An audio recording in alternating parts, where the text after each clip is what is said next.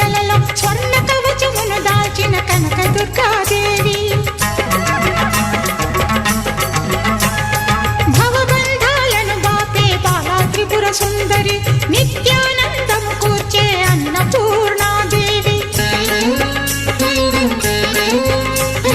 లోక శాంతిని సంరక్షించే సుమంత్రమూర్తి గాయత్రి. అక్షయ సంపదలెన్నో అవని జనులకందించి దివ్య రూపిణి మహాలక్ష్మి.